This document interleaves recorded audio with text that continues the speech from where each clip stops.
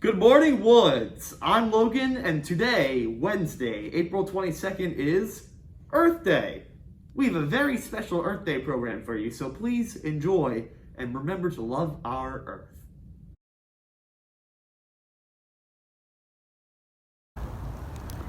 Hey everyone, happy Earth Day! Carissa here, and I'm with my trusty pal Huxley. We're out at 5 Mile Woods. Let's take a walk and see what we can find.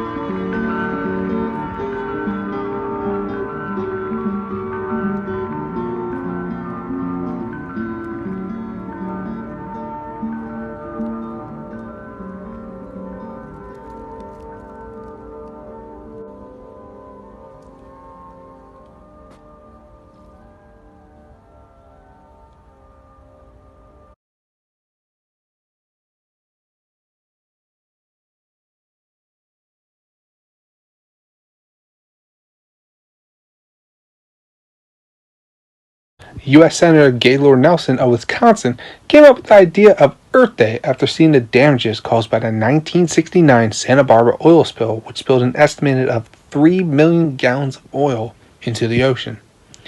With the support of U.S. Representative Pete McCoskey and Dennis Haynes, Earth Day was created. On April 22, 1970, 20 million people, which was 10% of the U.S. population at the time, took to the streets, parks, and universities across the country to protest the industrial pollution and the deterioration of the environment. In 1990, the 20th anniversary, Earth Day went global with 141 countries and 200 million people partaking in making environmental issues worldwide, including recycling. In 1992, the United Nations had an Earth Summit in Rio de Janeiro to discuss the plans to tackle the environmental issues throughout the world. Today, nearly all the countries in the world celebrate Earth Day. The 1970 Earth Day had many effects on U.S. laws and U.S. lawmakers. In 1970, they passed the Clean Air Act, which was to control the amount of pollution allowed in the air. Since 1907, air pollution from emissions and common pollutants are down 72%.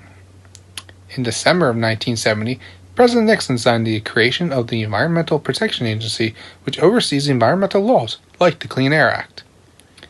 The Clean Water Act of 1972 was created to govern the water pollution of lakes, streams, and rivers. The Clean Water Act is one of the most influential modern environmental laws.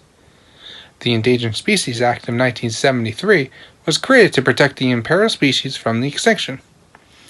The first animal to be placed on the list was the American bald eagle. The act worked as in 2007 the bald eagle was taken off the list as the eagle's population had recovered significantly. Hey everybody, Margaret here. Happy Earth Day. I wanted to show you some of the amazing animals that live right here at Woods. Go out for a walk and see if you can find any. Take photographs or draw pictures of what you see. And keep our planet clean for all the wonderful animals that live here. But remember, don't get too close to any animal. It's best to keep your distance and admire from afar. The eastern gray squirrel. These little guys can be seen all over Woods. They are native to the United States and Canada. They can smell food that's been buried under a whole foot of snow. They eat fruits, nuts, and seeds. They hoard food in the warm seasons and bury the nuts underground. If they forget about them and don't dig them up, they'll grow into trees. Squirrels help keep our forest healthy and alive. They are very vocal. They chirp, purr, bark, and even scream to communicate to other squirrels. Their teeth never stop growing, so they have to gnaw on hard foods to help keep them short. Their fluffy tails keep them balanced on branches and wires. The American crow. If you listen carefully, the next time you go out for a walk, you may hear the call of a crow. They are large black birds that will eat anything they find, from seeds to fish to food that we leave behind. Crows are incredibly smart. There have even been cases of crows leaving presents for people who are nice to them. They can use basic tools like sticks to reach far-off food and will drop hard nuts onto the ground to open them. Crows do not migrate. They will build a nest out of twigs, barks, and hair and will stay close to it for their whole life. The white-tailed deer. The white-tailed deer are native to North and South America. Male deer are called bucks and grow new antlers every year. Female deer are called does and are very protective of their babies, called fawns. They like to live near flowing streams, in forests with open meadows, and near farms. They are very nervous and shy, and they wag their tail when they're scared. They can run away from predators at over 30 miles an hour. They have very good eyesight and hearing and are also great swimmers. They rest during the day and will look for food at dusk and dawn. The monarch butterfly. The caterpillar of a monarch butterfly are large and covered with black, white, and yellow stripes. They migrate south in the late summer from Canada all the way down to Mexico. Monarch butterflies have even been to outer space. They have been bred on the International Space Station. Their eggs are very poisonous, and that poison is in their body for their whole life. Their orange color tells animals not to eat them. They smell with their antennae and they taste with their feet. The American robin. Robins are the first sign of spring. They fly south for the winter, but do not go as far south as many other birds, so they're the first ones to come back. These little birds can fly up to 32 miles an hour. The male birds sing beautiful songs to attract their mate. They have a sweet tooth and they love eating fruits and pastries. Their babies are all brown and the red feathers grow when they get older. They sometimes decorate their nest with ribbons they find. Their eggs are a beautiful baby blue color. The Canada goose. The Canada goose is best known for flying in a large V formation and for their loud honk. They can weigh up to 15 pounds, and their wingspan can reach 5 feet. Don't go near these geese, they're not afraid of anything, and will even charge at enemies as large as elk. They like living close to water, especially ponds, lakes, and marshes. These geese will stay with one partner for the rest of their lives. The hummingbird. Hummingbirds are the world's smallest birds. The smallest is the bee hummingbird, which only grows to 2 inches. At Woods, we can see many species, including the ruby-throated, the calliope, and the rufous hummingbird. We call them hummingbirds because they flap their wings so fast, it sounds like someone humming. Some can fly as fast as 49 miles per hour. They usually travel alone, going as far as 500 miles away. They can't smell, but they can see bright colors. Use brightly colored feeders and plant beautiful flowers to attract these tiny birds. The Luna moth. These are some of the largest moths found in North America. Their wingspan can reach 7 inches. They are a pale green color and have spots on their wings that look like eyes. These scare their predators away. The large, bright green caterpillars make a clicking sound to protect themselves. They are nocturnal, which means they sleep all day and come out at night. They are attracted to lights, but even if one comes out to your porch light, don't touch them. Their wings are very fragile. Even a light touch could hurt them. It's best to admire these beautiful creatures from far away. The common starling. These birds can be found all over the world. They eat a lot of pests that bother farmers, but they can also be considered pests themselves because they love eating crops. They are about 8 inches long and can be many colors, but are usually black with speckles of white, green, and purple. They travel in large groups and can be very noisy. Their flocks can be as large as 100,000 birds. It is believed that this protects them from birds of prey, such as owls and hawks. It's beautiful to watch the large flocks fly across the sky in their random patterns. The raccoon. The raccoon is native to North America. Their coat is mostly gray and has a thick underfur that keeps them warm in the winter. Their tails are ringed in black and white, and they have facial markings that look like a black mask. They are very smart, and their front paws are very flexible. They can even open jars. They live in the forest, but have learned to live in the cities and suburbs. They are nocturnal, which means that they are active at night and sleep during the day. Thank you so much for watching. I hope you enjoyed learning about all these different animals, and I hope you can find them on your next nature walk. Have a happy Earth Day. Bye! Thanks, Margaret. That was awesome. Now let's watch Kiki make a flower crown. She's reducing her waste by reusing scrap paper.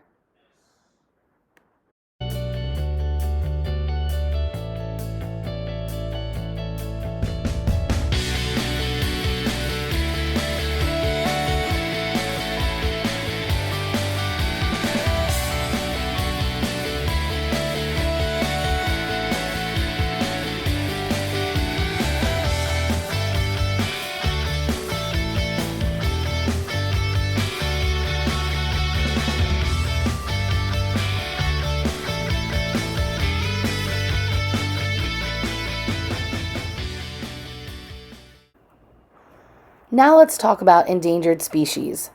That's a population of animals, plants, or other organisms that are in danger of becoming extinct.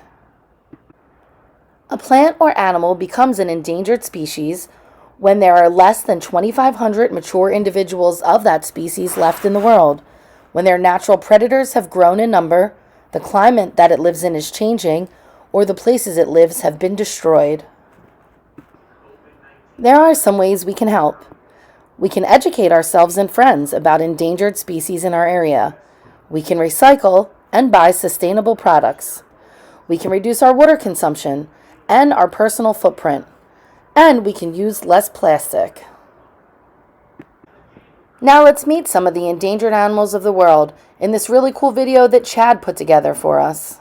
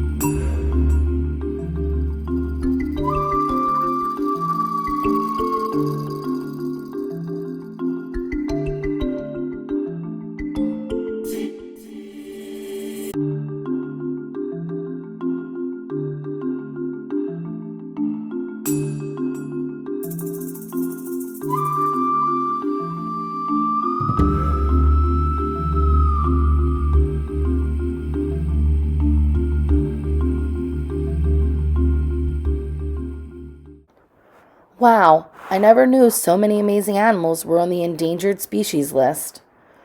Bringing awareness to those endangered animals is just one reason I think Earth Day is important. Let's go out to Carissa and see why she thinks Earth Day is so important.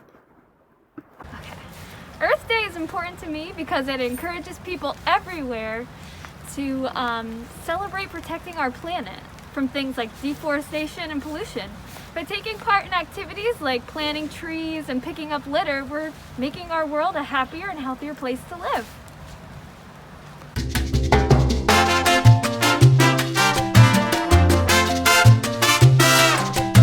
Okay, so before we start, we want to make sure we have all the materials we need. I brought gloves to keep my hands clean and safe. I have the potting soil and the container. I have the bulbs, which are ranunculus. We're going to be growing them today. And then we have our spray bottle, a small container for when we're watering, and everything we need to get going. Okay, so we prepared our workspace. We've covered the table so that our cleanup will be easy, and I have my gloves on. Now we can get going. I have my container here. I've chosen this small pot. It's about 2 to 3 inches deep. It has a hole at the bottom for drainage, and it's clean, so we know that there's nothing else that's going to make our seed not want to grow. Here we have the ranunculus bulbs. The packaging gave us direct specifications to soak them overnight. That way, they will get ready to grow very quickly.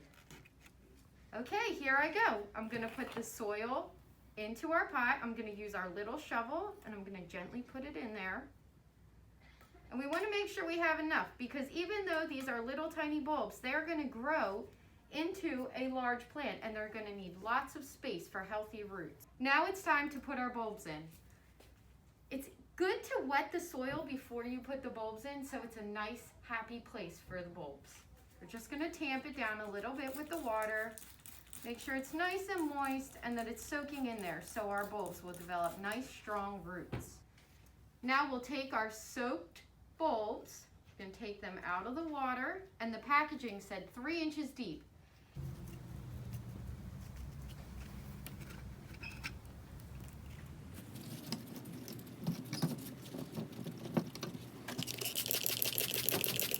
Good hints and tips for growing your flowers are to keep your flower somewhere safe. You don't want your cat to jump up and knock it over.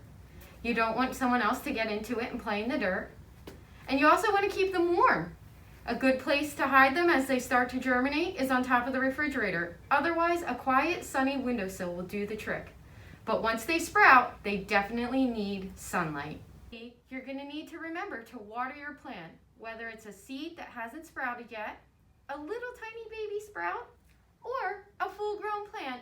They need water routinely. You need to find a happy medium between soaking and soggy and dry and not growing at all. Make sure to pay attention to your plants every day, because changing weather conditions can affect our plants just as well. Voila! Now your bulb or seed has grown into a beautiful plant. It will have beautiful flowers and buds, ready to show off to everyone. Thank you so much for joining me, everyone.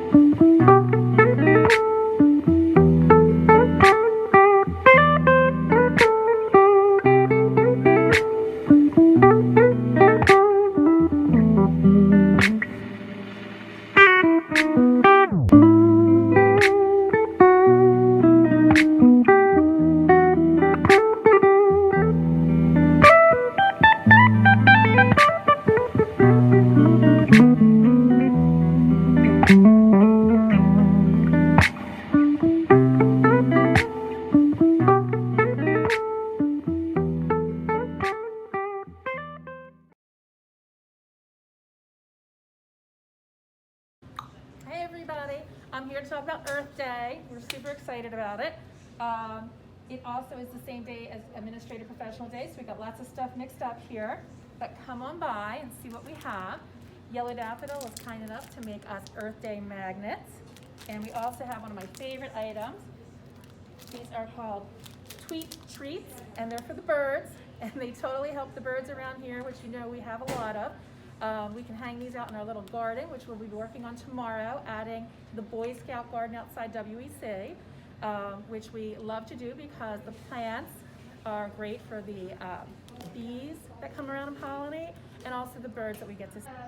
So come by tomorrow and hang a tweet treat, or help us do some gardening because we'll be out there. Thanks, everybody.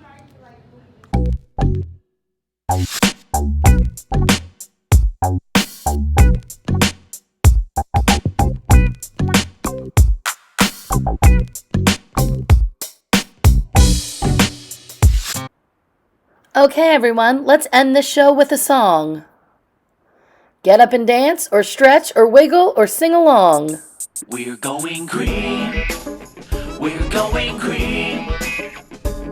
We're gonna take care of the earth. We're going green. You can go green at your home or school. Reduce, reuse, and recycle. Be careful how long you take a shower. You don't need to stand there for 70 hours. Turn off the water when you're brushing your teeth and only use the necessary energy. Turn off the lights when they're not in use. Think how much electricity you produce. Take quick drinks, walk to school. Reducing energy is really cool. Pull out plugs when you're not using them. Turn off the computer every now and then. Throw away litter, pick up trash, and you'll save the earth in a flash. We're going green. We're going green.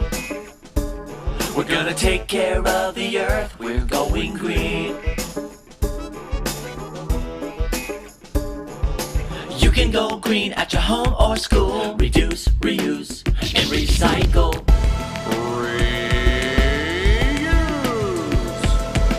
Reuse stuff when you're out and about. If you can use it again, don't throw it out. Reuse bottles, reuse bags, reuse containers, and reuse rags. Donate toys so someone else can use them. Donate clothes, don't just lose them. We're going green. We're going green. We're gonna take care of the earth. We're going green.